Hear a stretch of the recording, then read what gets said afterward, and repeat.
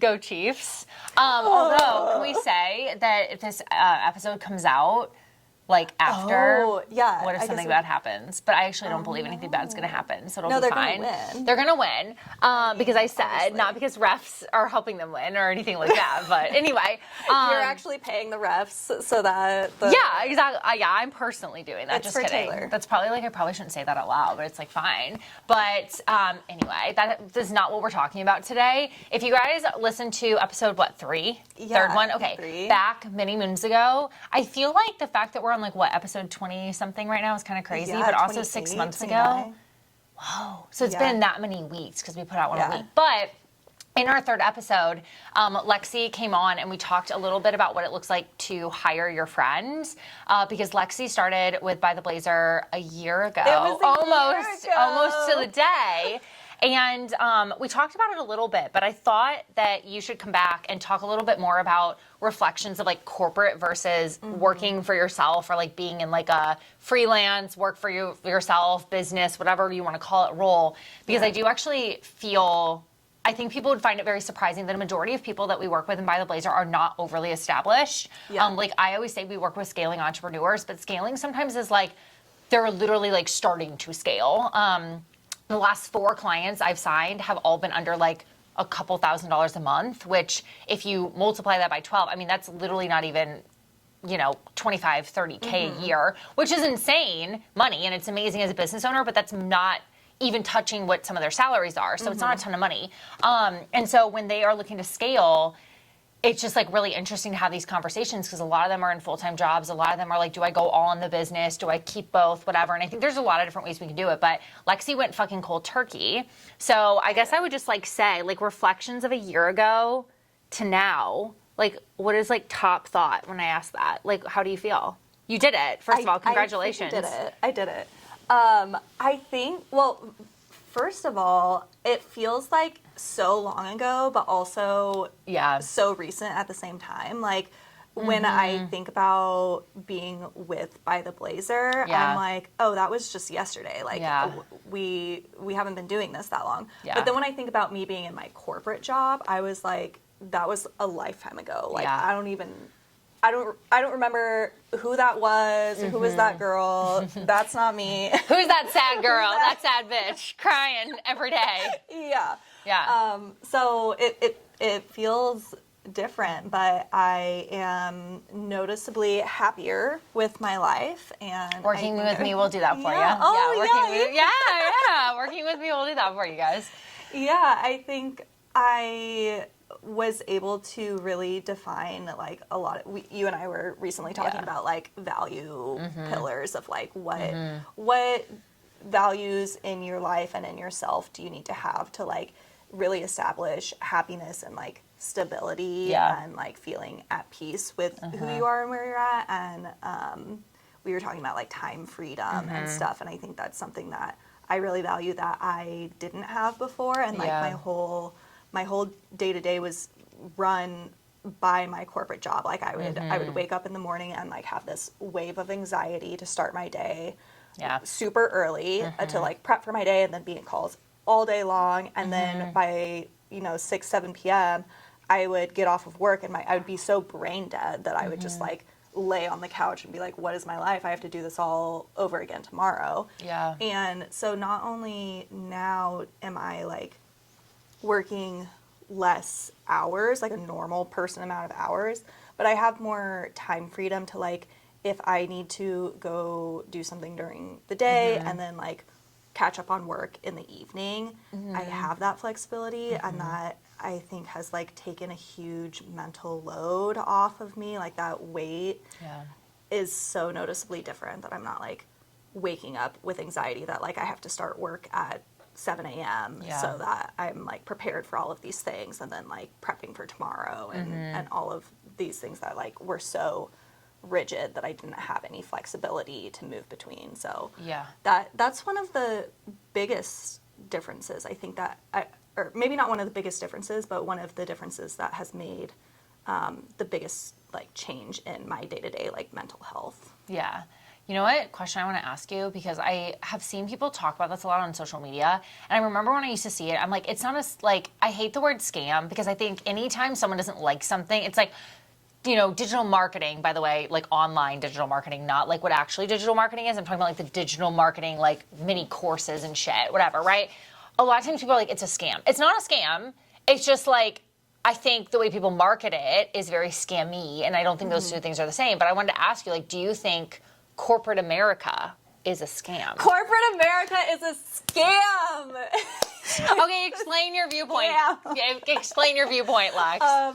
No, you know where I'm going with that, though. Yeah. I don't think it's fully a scam. Yeah. I think there's been a movement, and like the way that corporate America looked, I think 5 or 10 years ago, was a certain way, and then we like moved to this company culture of like, we're a family, and like that kind of created a really, like, the opposite of what they were trying to do. It created a really unhealthy work environment, that there was very little separation of work-life balance and like work and personal life, and a huge lack of boundaries of like what managers and like the company itself was asking of their employees. So that part, I think, is what the scam is. And like I very much fell into this trap of like having a goal and a dream of like, I'm going to climb the ladder and like work up to this point. And then like once I get there, then I'm going to be able to like take a breath. Like I'm hustling now so that I can get to this point, so that it's going to like feel better. I'm going to be making this amount of money. I'm not going to have to worry about like this and this and this stress. And the scam is that when you get there, it doesn't solve your problems, and you just get like more stress and like, I think especially like women in the workplace are like saddled with these responsibilities that aren't like compensated monetarily, and have a lot of the different mental load and like the tasks, the little like one-off tasks of like company culture and like maintaining different like conflict resolution and like all of these little things that aren't included in the job description, that aren't like your typical resume builders, and that are like less tangible. And I think that is the scam. That's the scam. You heard it here. You heard it here first, folks. I was like, what the fuck is the folks? But I kind of agree with you. I think the piece, I never thought about it much like that until someone was explaining, like, as grown adults, we have to like ask to like use the bathroom or like take vacation. And I think the thing that I'll say about that is ultimately like you are one part of like a bigger collective. So the fact that you have to be intentional about your role and making sure your responsibilities are covered, all that. I think the problem is people are not so accountable that we have to like kind of go so far right. Like I think sometimes we talk about this a lot in like politics, which I'm not going to touch on. Don't fucking worry. But like sometimes like we let the guards down a little bit, that then people take advantage of it. Like I think if in small companies, that's why like obviously you and I have the relationship where you're like, hey, I'm taking off a week, and I'm like, cool, you communicate it, you're in charge of stuff, I don't care. But as that scales, like if we had a team of 30, like 10 people probably can't be off on the same week. It's not that I don't want to let that. It's just like that naturally disrupts the piece so much that it's like you have to put regulation in place. But as companies get really, really big, I've only ever worked with like big companies like Disney, Paycom, Target, like massive companies. And you know, you have to put those rules in place. But it's like, I also think that there's a lot of companies that do try to let people kind of run the show their own way, but then people don't do it. It's like work from home. People would like literally, and including myself, like not be working every second or like run out and do errands and that kind of stuff. And I think there's a balance that's fine, but most people are not responsible. Most people are not on top of their shit. Most people are not, you and me, being like, hey, Ashley, I'm going to be gone for a week, but I did this, like, I'll check in and stuff, like, whatever, where you can create balance and you're not like, oh my gosh, I worked a little on my vacation, I'm so upset about it. Like, I don't think that's the majority of people. Yeah. And unfortunately, I think corporate America has to appeal to the majority of people. So people who are responsible, who would honor the system well, who overwork, who do the right thing, they get fucking shit on. So then they either go and do their own thing, or they stay in a corporate job where they feel suffocated. And I find that really interesting. So I don't know. I don't know if I would call it a scam, but I do think it's a very weird idea that like grown adults are in this place where they have to like ask permission to like live and do and be a person. I don't know. I think there's like a lot to talk on that. There's a weird like the push for like things like unlimited PTO, and, like snacks in office and things like that that are really marketed as perks and benefits. Getting a little stripping on the pod. I'm so sorry. I think I'm just gonna put that there. I think I keep like going like this. Oh my God. I feel like we're like little scandalous on the pod. Sorry, Lex. Sorry, I just had to adjust real quick. I mean, we can pivot. We can pivot. No, let's not. OnlyFans is not the topic of today's. No offense to anyone. Today's topic. Oh my God, I'm sorry. This is not your vibe.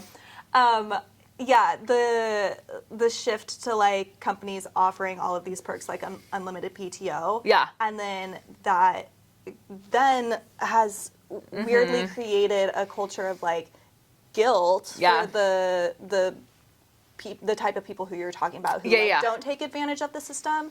And I think I fell victim to that because I worked for a couple different companies that had unlimited PTO. And at first I was like, oh my gosh, this is amazing. Yeah. But then that created an environment that like I didn't actually feel like I could take any PTO. Or when I did take PTO, I was constantly stressed about like, I need to be checking my email. I need to be like staying on top of stuff while I am off. I was still working and like creating that stress and anxiety.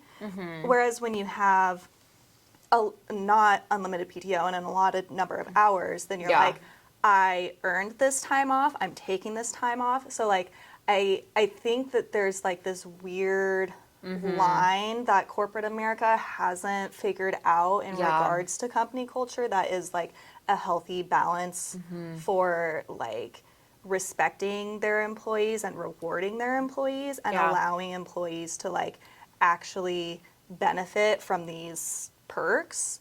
And like where now when I'm taking time off, it feels so much different. Like when I'm like working on my time off, I don't feel the same amount of like guilt and anxiety or like, oh my God, I need to be like checking my email and like responding or I'm going to get so behind. It's like there's a big weight lifted and I don't actually mind working whenever I'm on trips because it feels there's like such a different dynamic and atmosphere that I'm associating to.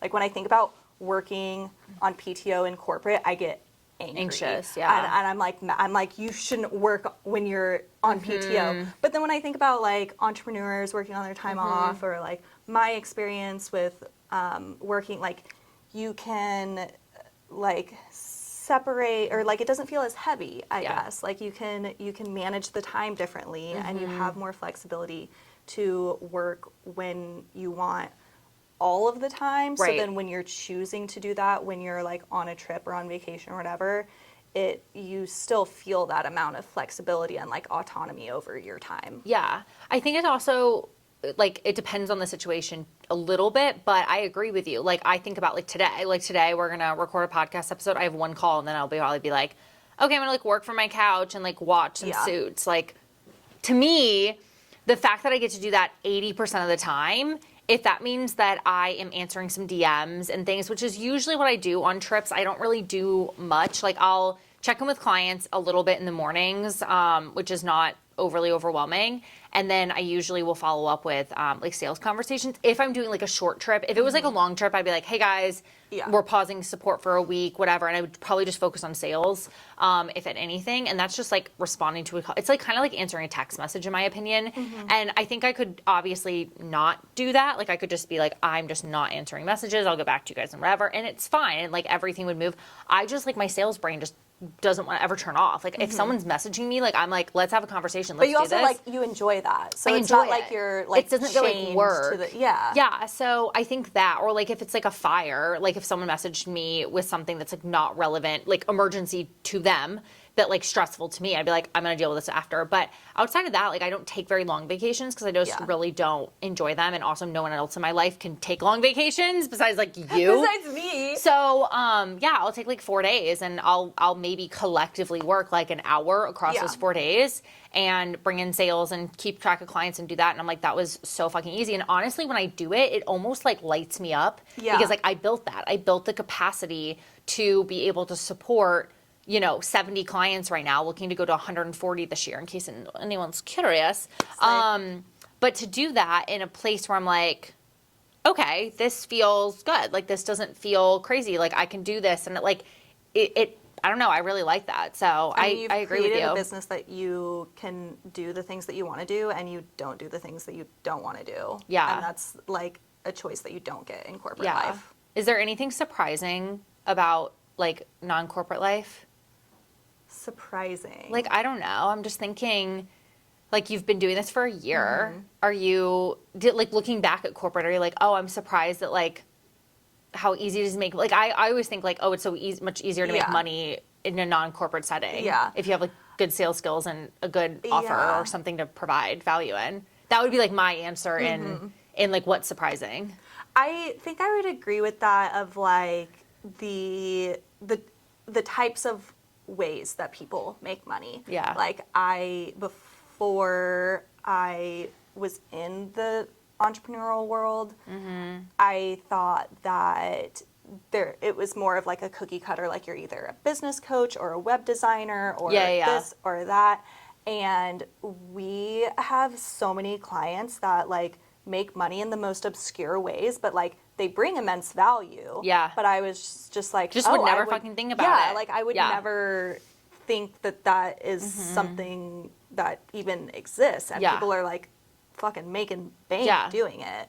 Yeah. And that's been like a surprising thing, but also really exciting and inspiring too, that I'm like, holy shit, people are like out here doing it and like finding new innovative ways to connect with people and bring value and like sell their skills. And that's like a really beautiful thing. And a lot of people who have started doing that kind of as a side hustle, and like they found this hobby or whatever while they're in corporate life, and then are slowly transitioning to that becoming a bigger part of their life and a bigger amount of their income, and then maybe fully transitioning away from corporate and making that side hustle their full-time income. Yeah, and that's because you and I are so like cool. business people, so we think like you get paid for a service, but I think it's interesting how many people get paid for like mindset work or like just experience. And I'm like, I feel like I knew all those things, but it brings a very important question that I want to ask everyone. How do like scientists get paid? Like, how do you know what I'm saying? Like a scientist like goes in, they could, like a researcher, let's say a researcher, I'm sorry, scientist, whatever, it's same thing.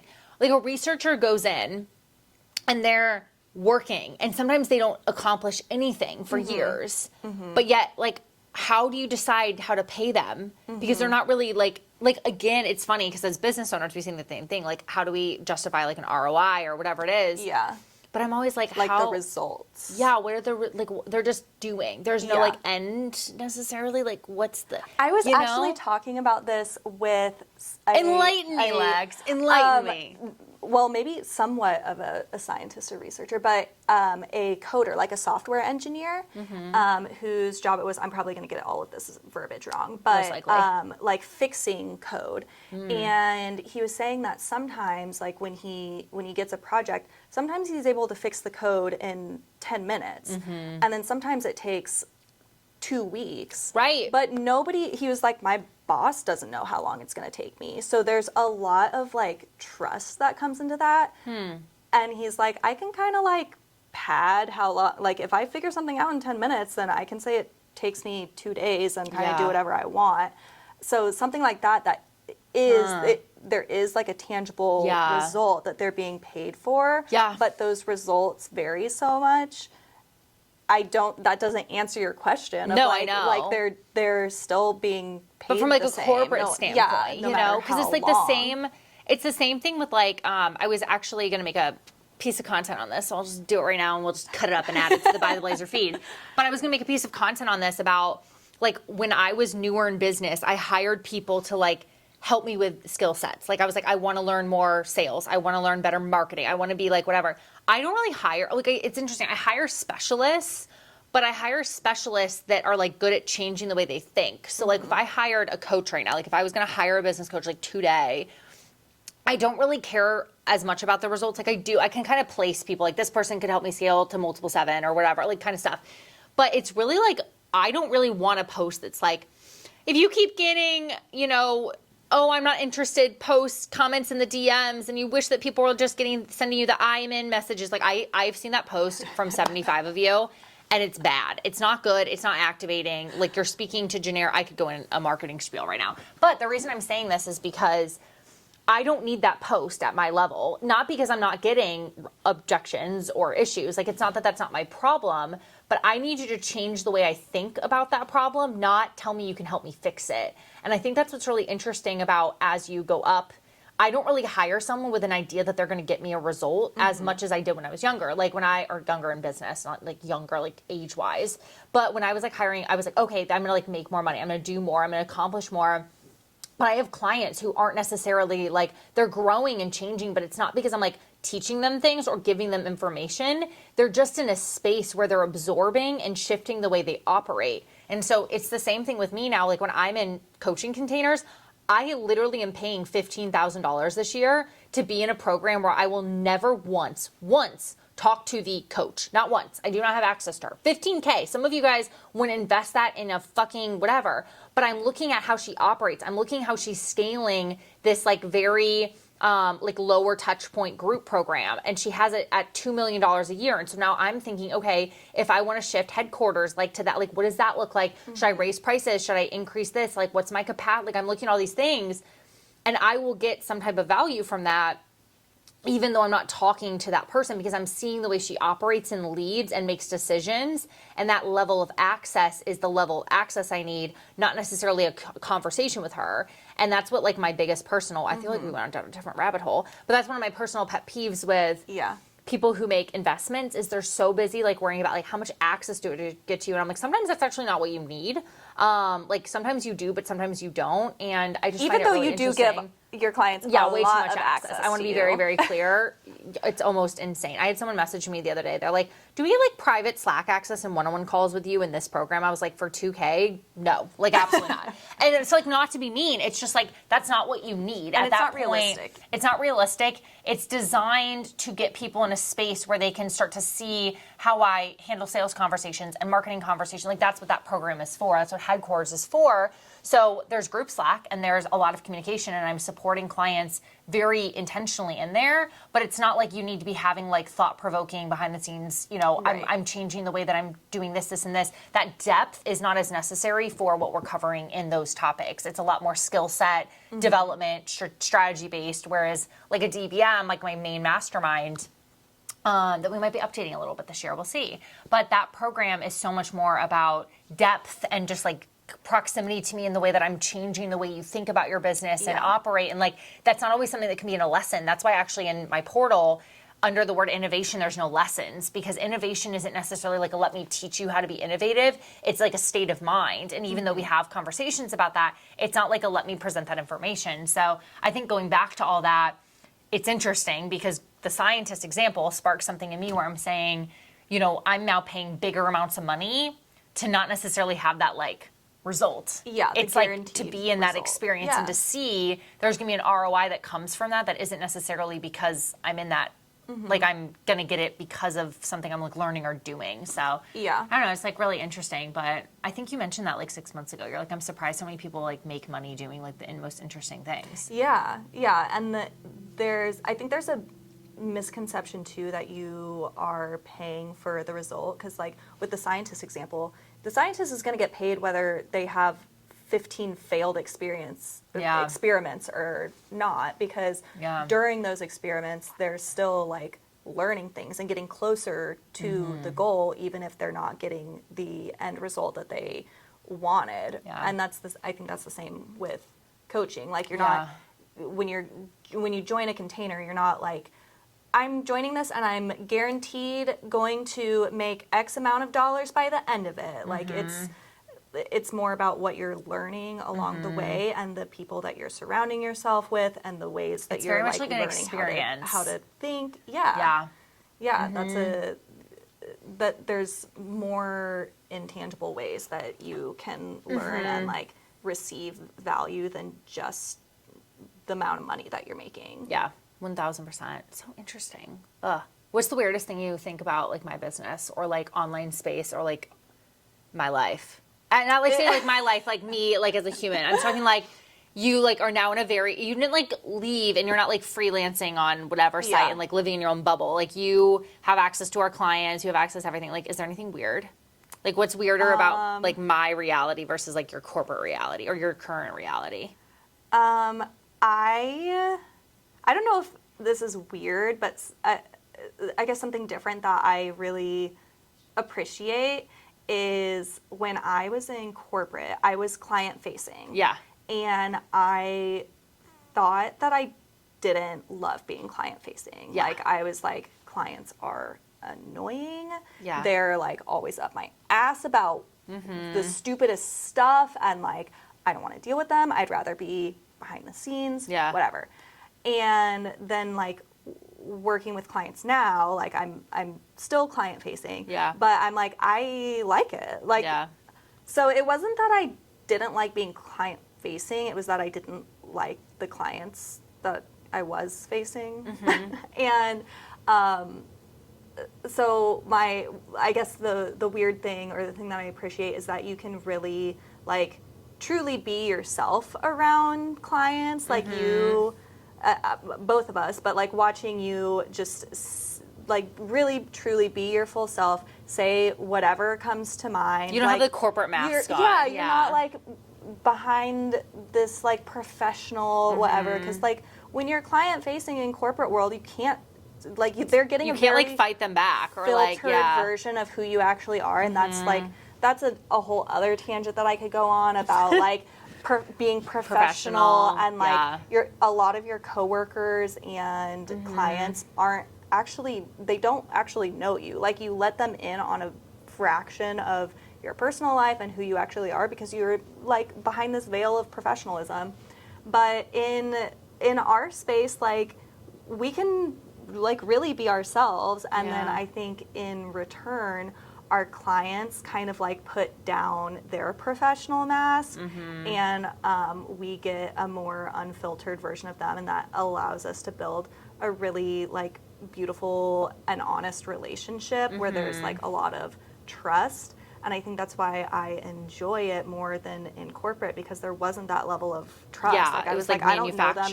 It was so much more transactional. Yeah. And now I feel like so many of our clients are like friends too, because we like really know each other. Yeah.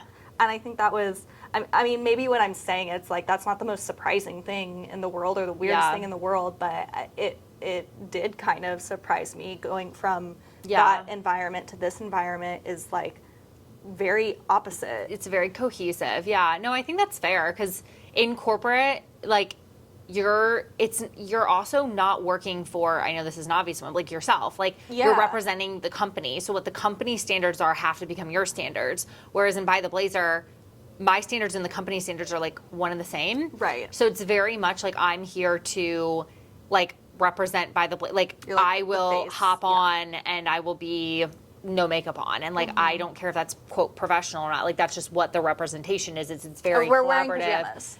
I mean, this is for a different brand, but yeah, at least same idea. Also, like I swear to God, this is just like a whole thing today. But anyway, yeah, no, I think like that's very true. I don't feel this like I have to be one way or the other. Now, on the flip side. What the fuck today? Are you okay? I'm fine. No, I was gonna say on the flip side though, I want to like bring this up because you'll know what I'm talking about, and maybe you have a different thought on it or whatever. But on the flip side, what we actually have to experience though is people who go so well, you're just a person, it's not a business. And so people who, like every business, like are like, oh, like I just don't want to have to pay my invoice anymore. Like I'm just going to quit. And it's like, no, this is like a legally binding business contract. Like you in corporate would never be like, usually, would just be like, oh, hey, sorry, I'm just like, can't pay my bill this week. Like companies would go get a loan and take care of it. And you as a business, like for me personally, the corporate piece of my business is not like how I respond, but I still operate like a company. You're not hiring Ashley Bennington, you're hiring by the Blaser. So clients can't just get out of contracts. Clients can't be like, oh, can we just like change up my payment plan? Like, no, like you wouldn't do that for like a big vendor when you're like, your rent. You wouldn't go to your rent. And now, unfortunately, some people do, but not like successful business owners. That's people who don't know how to handle their shit, or sometimes we'll get into binds, fine. But for the most part, like they figure it out. Yeah. So if you're not willing to go to your mortgage company and be like, oh, hey, I can't do this. By the way, your mortgage company would charge you interest. They would do that. So if you're willing to do that, like that's fine. But like people who are just like, oh yeah, like I'm just not going to pay my mortgage the next 4 months. Like you would never do that. It's the same thing with like can we pause my mortgage payment? You would never text message that to your mortgage provider. You know, like you'd have to call, they'd have to put it through a review, they'd have to be like, no, your credit's not good enough, like whatever. And I just find that stuff a little bit interesting. Like that, it's on the flip-floppy side of that is almost how casual sometimes people are, that they don't look at sometimes business owners as businesses. They look them at as like the person. And I think finding that like middle ground has been interesting over the last 2 years. We don't really have a lot of issues. And I genuinely remember I was talking to one of my business coaches about this the other week. She's like, you're good. Like you're doing great. Like one issue every like 12 months is pretty much unheard of. Right. But it does happen where sometimes we have to have like weird conversations or like something happens or we have to be like, hey, like your payment didn't go through or whatever it is. And it's in the casual tone of that. I think that's kind of strange in comparison to corporate, because I think in corporate, like you wouldn't do some of the things in corporate that you do in like with small business owners or like business owners. I don't consider myself small, but you get what I'm saying. Yeah, because you still have to like set, even though you want to have a good relationship. We're still and, a like, business. have a level of friendship and honesty and trust. Yeah. You don't want that casual relationship to be taken advantage of. No. And you still have to set firm boundaries of the contract that's in place, and like you don't want it to be a transactional, but at the end of the day, like it is a business transaction. Yeah. And like you want to respect that, and you want your clients to respect that. And then when it's not respected, it does put you in a weird place of like, well, I am running a business and I am doing this so that if you're signing contracts, I make business decisions off of that. Like, yes, I might have a lot of that and I might be very blessed, but someone who also, I think the other thing that's really weird is like the similarity of corporate and business, especially a lot of business coaches, is big businesses, people like shit on them. Like, oh, they should pay their people more. They should do this. I'm like, also big businesses have more infrastructure. They have more buildings. Like, I'm not saying that they don't way overpay their CEOs. Fine. But it's the same thing with like, as you grow into business coach, people are like, well, you have so much money. My contract doesn't matter, or my whatever. And it's like, no, like it's the same thing. You have other things. You have no idea what like the business owner is making a decision on. Like I remember I was talking to one of my friends. She's a really successful business owner. She did like $2 million last year.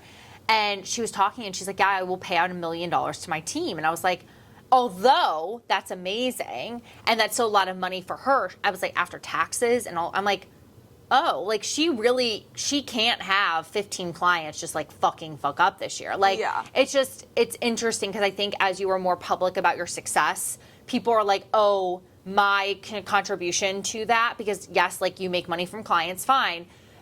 It's like they look at that the same way I think as like big corporations of like, oh, like it doesn't matter. It's just one person. It's just this. It's like, yeah, but if everyone has that mentality, it's the same thing. So businesses, big corporations, and also like me as a business owner, by the Blaser, whoever you're like, you know, loving online or whoever, they have to do the same thing. Like we have to hold clients to the expectation. If they're signing a contract and committing to 6 payments, we're holding them to those 6 payments at that price point. We're holding people to that. Are we people, and do we adjust and refine certain things occasionally? Like, if a client's pregnant or whatever, fine, absolutely. But it's just called business. And I think sometimes people don't see the legitimacy of our businesses. So it's just too casual. Yeah. Yeah. And like when you're looking at projections, like those contracts and the payment plans that you are relying on drive the business decisions that you make of like, if you're going to hire a certain specialist or a certain bring in business guest coach, experts, bring in guest experts, or change up the software that we're using, or how much you pay me, or like all of these different things. And when that changes, then that like throws a huge wrench in your plans. Like there's a reason that businesses do revenue projection and then like make their decisions based on that. And so when clients come, like of course I think they know that you're a very kind person and very reasonable. But there's a line between like trying to take advantage of that. And it's hard because like I always, like for every single person I want to do whatever, but also like I am a business owner and like our relationship there's a business element to that has to take a lot of priority. And I think that's what's like can be really hard because like if you're a corporate person, you don't really always know all of your customers, but I obviously know every single person that comes in my door and are in my programs. And that's like kind of a weird thing. That meme or like trend on TikTok that's like when you're in corporate and a client like asks you something and you're like, I don't know, I just work here. Like there's that. I think that's so funny because that I related to that so much of like, I'm at my job and I want to do a good job and I know things, but at the end of the day I'm like, it's just a job. Like, I don't know, I just work here. I'm not like the face of this company. And that's a big difference between like, I don't just work here. Yeah, you're like, I don't just work here. Like, this is my livelihood and like something that I'm really proud of and committed to and like get to make all of the decisions about. And there's not as many like checks and balances. Maybe that's also like when when clients are asking crazy things, it's like, it's because they know that you get to make the decision. And in like, corporate, you're not directly going to the CEO and asking, like there's like a million steps before you get there, so they know that like you have that power. Or if I want to. But it doesn't mean like that's going to be a power that I like exercise. Right. But also how like interesting to think about that through the lens of like, yes, I might be in charge, but I also am not a team of one. And I think it's really funny. I was talking to one of my friends. She's also a business consultant. And she was like, someone messaged me the other day and they're like, hey, whatever person, can you see when my next payment is? And she goes, I don't fucking know. Like, what do you mean? And it's the same thing with me. Like when clients are like having a conversation with me or whatever, I'll give like a very specific example. Like 2 months ago, I had a client really struggling. We were just talking back and forth. And she's like, is there any way we can like pause payments or whatever? I'm just having a conversation with her. Her payment goes through. And she's like, wait, you like charged me this month. And I was like, I'm not looking at your payment. I don't look at client payments anymore. Once a client signs a contract and we do the kickoff, I do not know when your contract is over. I don't know when your payments are. Like, I don't know that. It's just interesting because I think people also assume I know everything going on. And the things that aren't actually impactful to the business on a day-to-day, I don't actually pay attention to. So it's like interesting. I remember that like very vividly. And I was like, hey, I'm really like, and she's like, you didn't stop my payment. I was like, no, I don't manually go in and touch like invoices, or anything every like month. So it's just like really interesting. Like that's the automation piece of the business. Like I don't like look at any of that kind of stuff. So I don't know. It's just like very interesting to almost like contrasting like the like corporate thing to like the regular. Is there anything you like better in corporate?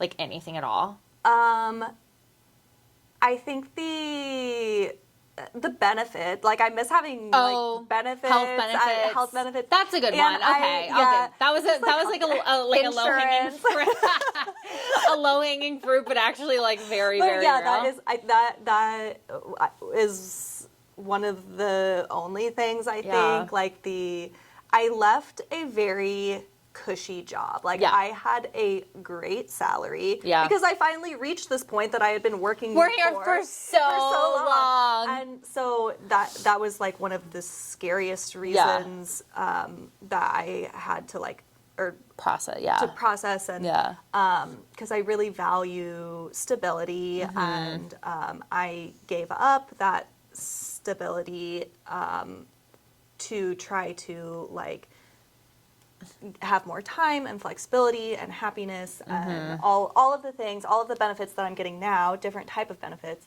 But yeah, I think I guess I would say that I miss like the like, you know, stock plan and are we gonna like go public and get some stock? Not anytime soon. Not with this company. Yeah, the different health benefits and things like that are what corporate America, like when you're interviewing, they try to sell you on those things. Yeah, and like, they are nice though. They are nice, and now I'm like, I get why they try to entice you with those things, and also it was hard to leave knowing that like I had so many stocks that weren't vested yet that I was giving up to, and that been there. It's a scam. That's how they get you. That's how they like claw you in. It's not a scam. It's just they call it golden handcuffs. If you guys have ever heard that, you've probably heard that expression. But it was the same thing when I left a sales company I worked for.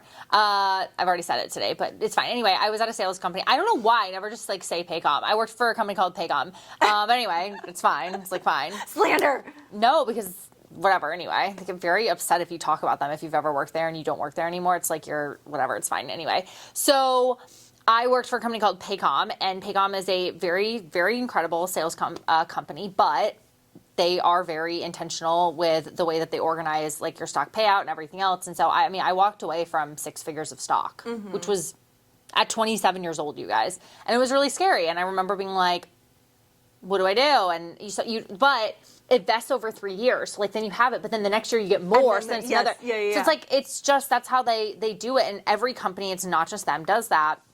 And you always have like that reason to stay. Yeah. And there's people who I remember, many of them, who when I left 4 or so years ago, would say like, yeah, this is like my last year. And they're still there. I'm like, you've been here for like 8 years now, bitch. Like, don't even with me. And they're like, I, want to leave or this or whatever. And I've talked to people who say that, but they're not going to because they're like, well, then I would this. I'm like, but you're going to say that every year for the next 10 years. And so you have to at some point say like, is doing this and walking away from that worth it, or the other opportunities that I would have somewhere else? And I think for you, you're like, that's not what made sense for you. I mean, the job that I left, the last year that I was there, they weren't doing any raises. Yeah. So when it came time for our annual review, the raises that everybody got were stock that would vest over the course of 5 years. Yeah. So, there was a substantial amount, but then whenever I chose to leave 6 months later, I was like, okay, so I got no raise because none of my stocks are going to vest, and that was like the perk or the benefit that they gave me. So that, the golden handcuffs are real. But, they are freaking real.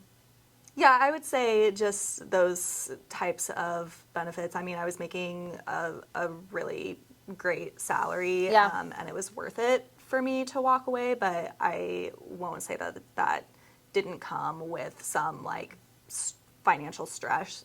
Yeah. And, like, I couldn't live the same type of lifestyle that I was living then, even though, like, I didn't have time or mental energy to do a lot of the things that I wanted to do that I now have the space for, but it's just like, it's a trade-off. Yeah, it always is. It's interesting because you just like reminded me like one of my favorite things about not working in corporate, and then I want to know your favorite thing. But one of my favorite things about, like running my own business, obviously I have really like a ton of autonomy, but I love that there's no like golden handcuffs as far as like what you do. Now there's golden handcuffs like you sign a client, you're with them for 6 months or a year or whatever, fine. Or if you like are running a program, actually no, I take that back. If you start something, you usually want to finish it. But the other thing that I do love about not having that, and maybe this is also your least favorite thing because I change so much, but you can do whatever the fuck you want. Like I can genuinely go to all my clients right now and be like, hey, you guys are all in 6-month contracts. I've thought a lot about like what it would look like to change my programs from like 6 months to a year, because I believe in like long-term support, but also some people like a year is a totally different type of investment. So I go back and forth on that because I like 6 months. But anyway, I was thinking about that. I'm like, okay, you know, what if I went to all my clients and said like, hey, you can either re-sign now and, you know, be in the next 6 months, or by the end of your contract, that could be done in 3, 4, 5 months. Like, you have to re-sign for a year, and we're changing our program to a year. And like, I can do that right now. I can also launch a program in an hour, like, which by the way, I've done many times. You can ask Lexi. Like, I'll literally just message Lexi. Like, I'll be done with the day. I'm like, hey, Lex, like, you know, have a great night. Like, love you. And then the next morning I'm like, hey, so I launched this offer last night. And she's like, what the like, what do you mean? We just talked. But you can do that. And so it's like almost anti golden handcuffs. You almost have like none. Like, you can literally, I mean, I guess if you, again, you get a client that, if that client's paying you in their contract, like, you have to support them. But outside of that, like, I can literally change price points today. In fact, I might. I honestly have thought about it. Like, I have looked at changing price points. I've changed it, like, all these things. And I look and I'm like, this is not crazy. Like, this is great. Like, I could literally go and do whatever I want. Like, I'm about to go change something on my website. I'm like, yep, this like feels like I should change this. Like, there's so many things that you could literally do at any point to just completely elevate your way of running your business. You can do it whenever you want. I say this also to my clients who are like, oh, I don't like this, or you don't like this. Fucking change it. You actually have no one, if you're the CEO, you have no one telling you that you have to do it a certain way. And I think even for you, I ask you a lot of times, like, what you think. It doesn't mean I always do exactly what you want me to or think. Fine, I'll like say that. Like, I don't always listen to Lexi, but I usually do consult Lexi on a lot of things where I'm like, I'm thinking this or I'm doing that. We go through pros and cons, and sometimes I'm like, let's try it. And we always change it. Like, if it does not work, we've launched stuff this year that we literally got rid of 6 months later. And I feel no shame in that. I've said that on multiple episodes. I think that's like one of my favorite things is I literally can do whatever I want when I want. And there's no like power in knowing no limits. that like, if it's also scary, but yes. Yeah. But like, knowing that if you launch something and then end up not liking it, or it ends up not working, or like for a million different reasons you don't want to do it anymore, then like, you don't have to. And you always have that in the back of your head whenever you are launching something new, that like, you're not going to be chained to that idea forever. You don't have to, like, you're going to pour your heart into it, but you don't have to be committed to it for the next 10 years. And that, I think, gives you a lot of freedom to experiment with things and like see what works, see what you like doing, see what resonates with your clients. And then that has like given you the opportunity to build your business to where you are now, in a place that, like, I mean, your business looks so different now than it did a year ago. Literally. But like, for the better. Like, I think you're spending more time on things that you really enjoy doing, and you have a lot of really cool plans over this next year that are really exciting and that you're like really going to enjoy. 1000%. It's like it's an interesting thing to be like, I'm literally the driver of my ship, and how fast I move, how quickly I move, how much I pivot. Those are the things. I was talking to a client yesterday, and she's like, how do I change this? Or like, I want to see more results. I was like, look, strategy's this much of it. Strategy, implementation, execution, and mindset. And I am not a mindset guru, whatever, but we have been talking about a lot more in programs, because I have clients who are like, they follow the strategy, but their execution, the confidence they have is not there, and then the strategy doesn't work. And people are like, but I did what you told me to. And I'm like, yeah, but the way you look at the problem, the way that you solve the problem, the way they execute, the delivery of the way you put that piece of content, like, those things actually do matter. And yes, it's things you can teach, but they're a lot harder to teach than like follow the 5S method. It's so different. And so those are the things that I'm always trying to like figure out, is how can I like support clients better in that? Because like the strategy piece of our business we have down, but it's the same thing with like me as a business owner. The strategy I have down. I really do. I understand how to get people to buy. I understand how to make good offers. Like, I understand that. But the delivery, the way I organize the information, the way I funnel people through, like, those things could be the difference of us doing $1 million or 5. And like, that's what's actually the hardest thing. Is it's not like I can hire someone to necessarily teach me that. I have to hire people to learn how to emulate the way that they think through problems. I have to test things, which is hard, because a lot of people are like, I don't want to put it out. What if it like doesn't work? And I'm like, that's the dumbest fucking thing I've heard. Stop saying that. Like, you have to do that. And I think that's what has been wild this year, but also a lot of fun. Yeah. You know, it's been a fun little ride. What's your favorite part of me joining by the Blazer. I don't have anything. Or like the difference. I don't have anything. It hasn't been that Maybe great. not your favorite, but like I want to know the difference of like you were running your business completely by yourself before. And like, are you interviewing me now? Yes, I am. This is your... I am. Now, like, Lex, the dynamic changes when you have somebody else. Like, how has that changed for you? I can feel like I complain a lot more because I have someone. No, I do a little bit.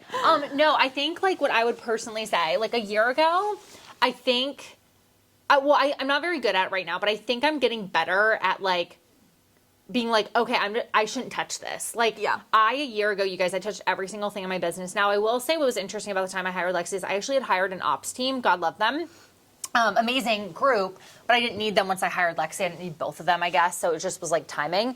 But I hired that because I was like, I need to not do admin stuff. I don't need to like, when you look at your business, there's like a couple things that move the needle every day. Your ability to get in front of new people, sign new people, and support your current people. Like I talk about this, and like that's literally the headquarters is attraction, conversion, delivery. Like that's what we do. Those are the only things that move the needle. So 90% of the time, I was doing that 50 hours a week, but then I spent another 30 on non-needle moving. So for me, I was like, how can I make the 50 hours turn into 20 hours? And how can Lexi do those 30 hours basically of, which is literally, I think, what you do. I mean, I know some weeks are heavier, lighter, whatever, but that's now what Lexi does. So once a client says yes, I don't really touch them until I meet with them. Like she organizes the client doc, she does all that. Like I don't do any of that. So I think like to answer your question, for me, like the biggest difference is I feel like I am literally just driving what actually drives the business forward versus before I was always pulled in different directions. I had to organize my time. I couldn't fully take time off. And I just felt like the business would crumble if I wasn't there. And even though I do a lot of the things that are like most, revenue driven for the business, like, Lexi's not like signing the clients necessarily, but as we change a couple things, Lexi will be sending out more contract and doing some of the stuff that I don't do.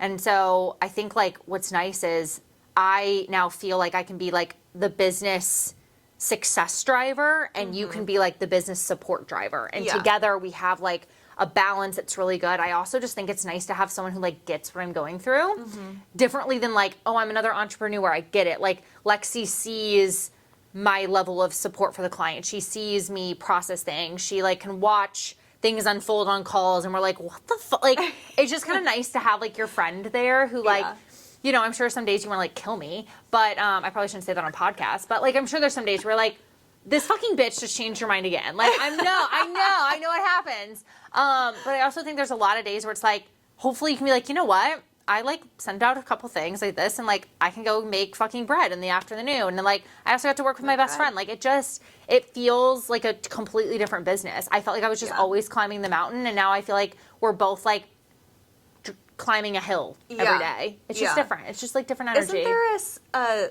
I feel like you told me this stat one time that like if you're doing a task that takes 5 minutes. Oh, yeah. But like shifting your brain to that task. 30 minutes. Yeah. 20 to 30 minutes. So if you are doing a task in one category, let's say like admin work, and then you're like, oh, I want to go do like client, blah, blah, blah.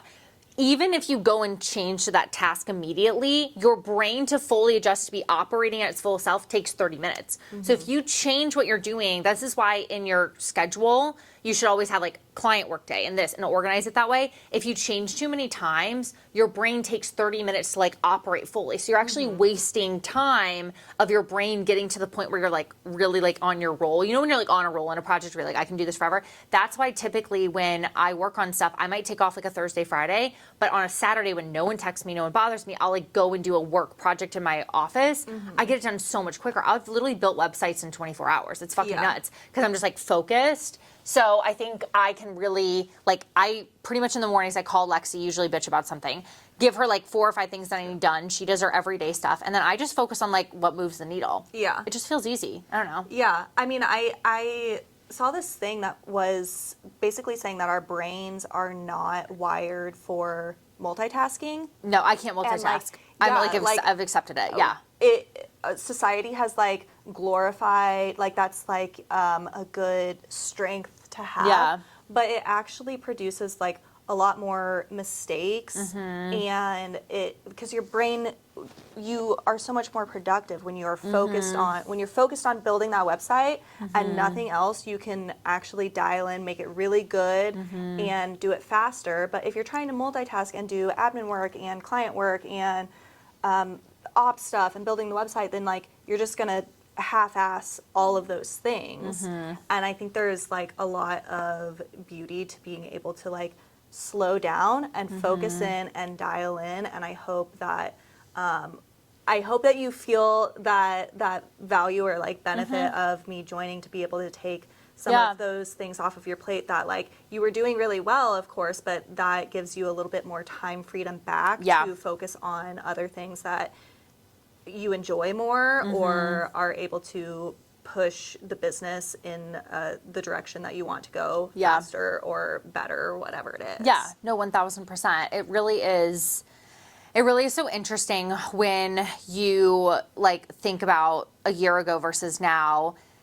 Yes, I think like systems and offers and things have changed, but even just like the business doesn't feel as crazy. I honestly think like things feel a little bit easier. Things feel a little bit more like everyday in motion. So I'm really excited for like the second year, because in business, I always say this, your first year is a lot of like throwing spaghetti at the wall. Your second year is like a hustle year, and then third year things. So for me, this is my third year in business, but this is Lexi's second year with us. So I'll be kind of interested to see if you feel like this year's just like like I feel momentum building right now. I feel like this year's about to like take off. January and February are usually my like lightest months, and January has not been a light month. We've signed quite a lot of clients. So we've changed a lot this month too. So I'm kind of like waiting for the dust to settle. It's the other thing I just want to say with business owners, when you change a lot, sometimes you have to like let it settle. It doesn't mean like you see the ROI right away. And I think the last like 4 or 5 months, I feel like we've really like, even with the podcast, like you added in the podcast and like it really hasn't changed. I mean, I know it's added a lot to your plate, but I feel like I haven't even noticed that the podcast runs. Yeah. Like you do all the podcast stuff. I think like the first 6 or 8 months of 2024, we were like definitely figuring things out. But the second half, we figured it out, and things have been operating like very seamlessly, and I think we both figured out like what lane to stay in, and like with the even with the podcast, our first episode that we filmed together, I always forget that we filmed like 3 times. And like now we have a really good rhythm. We got a new camera, new equipment. Yeah, like we've just like figured out a lot of the details. Not that I don't think we weren't working well together the first half of last year. We were just like figuring out what was the best way to do things and like ironing out those details. Because in corporate, amazing delegator. I was always a manager delegate. It's so different with your own business, because you like sometimes develop it from like when you go to corporate, you go in and they have established processes and you kind of just take them over. With me, I started the processes. Like I created the way that I do documents and that. So like I did it. Like you might do it a little bit differently, and even if it doesn't really make a difference to like the clients, I had already done it that way and probably made it better. So I'm like, I don't like that. Like it's so different, I think, because like I developed everything in the business from zero. So you're coming in and like taking it over, and I have like very annoying expectations because I'm like, I made it this perfect. We did this. I don't know. It's just like so. I don't freaking know. That is a funny thing, because there's some things that I feel like you're really particular about for no reason, but then there's other things that I like think that you're going to be particular about. Wait, and like you're what? Like, oh, I don't give a shit. Like just the way the way some things are organized, or in like Kajabi and stuff. I'm like, I like certain things to look a certain way. I'm very weird about it. And then other things, I'm like, oh, do you want it this way or this way? And you're like, I don't fucking care. Yeah. I'm like, oh, I thought you would. There's something about like consistency that I care about, but if it's like a one-off thing, I sometimes don't care about things. Yeah, I'm like really funny that way. Yeah, but I think I've like learned that more working with you over time. Whereas like when we were friends before we worked together, like that's not something I ever would have known about you. Like, but that was something that we learned about each other. I'm very weird about like sloppy portals and organizing. Like I like things done and like look and cohesive. Like I've always been so annoyed when like things don't look really nice. Certain things I really care about. I'll like tweak small things, but other things I like just don't care about. That is like super, super weird. Oh my gosh. It is actually kind of surprising though, like what certain stuff I like care about and what I don't, because yeah, certain stuff I'm like very meticulous about.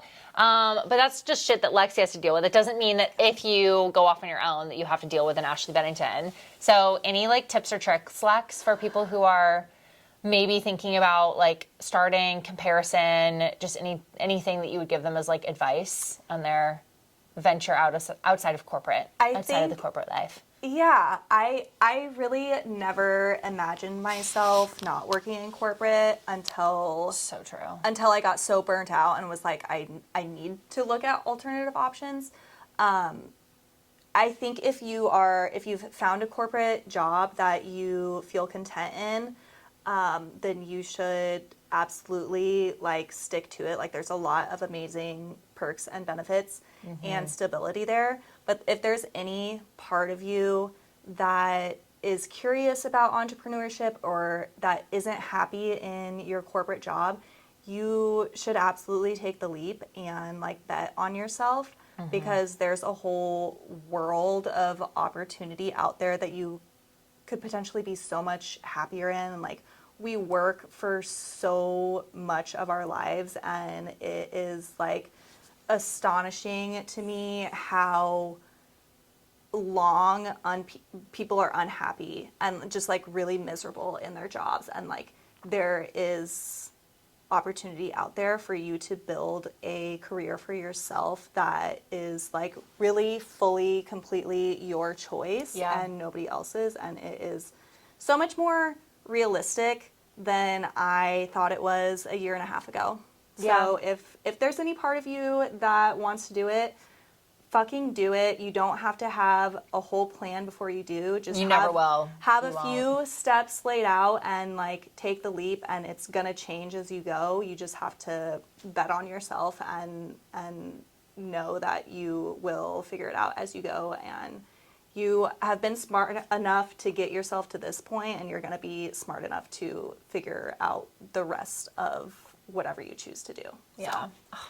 So well said, Lex. You guys, we recorded this because Lexi, you officially quit your job this week a year ago. Yes. And then I think we talked about it last time, but basically what happened was Lexi started with us like part-time-ish, and she was like, oh, I'll get on other clients. And I was like, I don't want you working for my clients. That's like not the vibe. So I was like, I just have to hire her full-time. And then it was the week that I found out, well, I knew that they were hosting like a congrats on hitting 7 figures, like a couple months later, but whatever, they were going to do that, and I knew when it was going to happen because some of my friends can't hold a secret, so it worked out. Yeah. But anyway, I was like, I knew Lexi was going to be there, and so I brought her a little offer letter, my little. And that was February 4th, so we're coming up on our anniversary of me being full-time at By the Blaser. Oh my gosh, we are so cute. So cute. I hope you guys enjoyed this episode. We're like literally like holding our hands. But yeah, I hope that you guys just kind of like enjoyed this. I know we went off the rails a little bit and talked more about our like business, but I really do think it's such an important conversation. People don't talk about like why they left their jobs, what happens, things that they experience. So I hope you guys enjoy this one. And if you didn't, then I don't fucking know what to tell you. And if you did, obviously you would, because it's Lexi and we love her. But I will see you guys next week. See you guys next week for a solo one. Bye.